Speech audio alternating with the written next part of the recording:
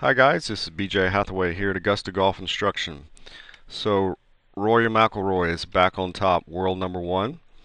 He looks like he may go on to win the last major of this year. Beautiful golf swing, hits it ridiculously far. So how does he do that? Well, let's look at the numbers here on the screen. Average distance so far, 310 yards. Average carry, 287. Average clubhead speed 121 miles an hour. And from the top of his swing to impact, 0 to 121 in 0.239 seconds. That is how you create distance. So what we're going to do is look at a few things that he does, and then towards the end I'm going to give you 3 keys that you can plug into your golf swing that'll help you create more speed to get more distance. So here he is at the top of his swing. We'll see, and we're going to look at several different angles, but a big turn. And watch, what do you see initiating from the top of the swing? If you just watch his belt buckle.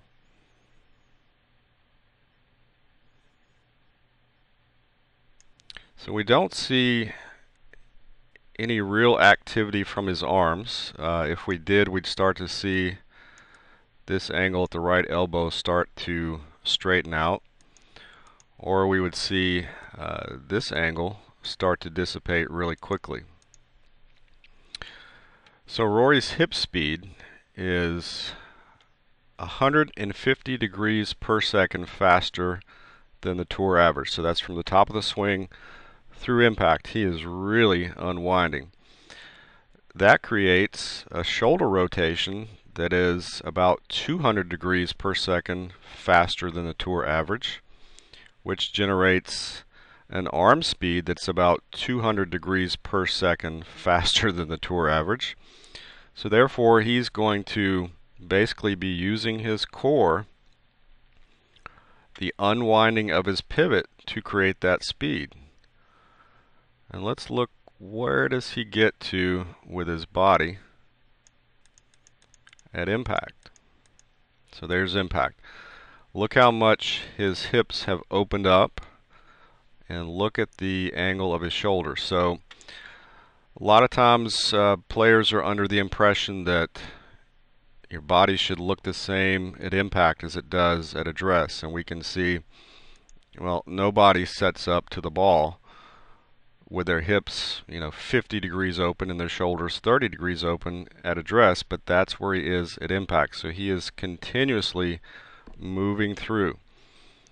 The turn speed of his hips creates turn speed in his torso, generates through to his shoulders, goes out through his arms and to the club. And that's how he creates all that speed. So let's look at a face-on view. Now here's some things you can work on in your golf swing.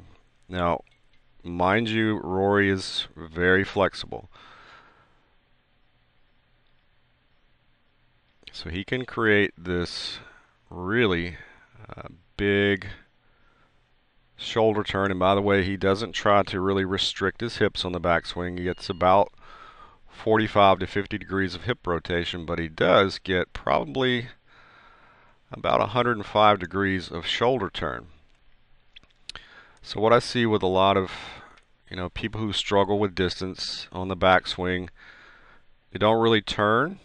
They just lift the club up with their arms, and that creates a real problem because you don't have any coil. You don't have any real distance created from address to the top with your body. It's just lifting with your arms. So the first thing you can do is just try to create a bigger shoulder turn. So don't try to restrict your hips. Now, that doesn't mean to turn your hips 90 degrees, but if you can make a shoulder turn, and what I want you to do is just take your address position with your arms and feel like the upper part of your arms are lightly connected to the sides of your chest. And then take your backswing and feel like, especially your left arm, if you're a right-handed player, just stays a little bit snug up against your left pec there. And let your shoulders move your arms to the top of your swing, because if you just lift your arms up, your body will pretty much stop to accommodate you lifting the club. So we want to try to create a bigger turn, and sometimes you can almost feel like it's your shoulders or your belly button, but just make a big a turn as you can comfortably. Now if your head starts to drift way over here, then you need to work on that in front of a mirror. Or if your head starts moving towards your left foot, you want to keep your head fairly centered and just work on turning your shoulders. Don't lift the club up. Let the turning of your body move your arms to the top. Second key would be to go ahead and let your wrist hinge. Some folks just don't ever get much hinge and they'll have the club up here. So let your wrist be soft enough so when your right arm folds, that's when your wrist should start to hinge, and let your wrist hinge and make that nice angle at the top. You should be able to get pretty close to about 90 degrees of hinge between your lead arm and the shaft. Doesn't mean you have to get the shaft parallel, but just let your wrist hinge. Now here's the last key, and this is where he again makes all that speed.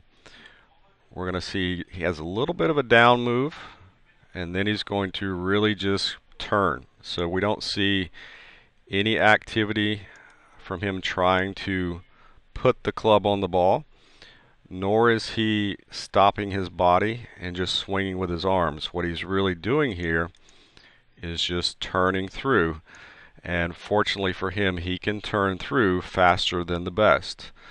So that's where that speed's really coming from.